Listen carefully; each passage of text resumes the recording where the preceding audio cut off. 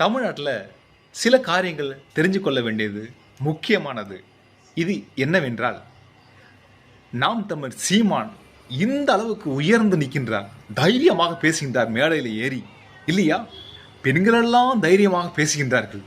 சாட்டை துறைமுறைகளெல்லாம் நம்பர் 1 இடத்த பிடிச்சிருக்காரு சோசியல் மீடியாவில். இந்த தைரியத்திற்கு இவ்வளோ சுதந்திரமாக ஏறி இப்போது முன்னேற்ற பாதையில் வகிவகித்து இத்தனை மிக உயரத்தை எட்டியதற்கு அடிப்படை காரணம் யார் தெரியுமா?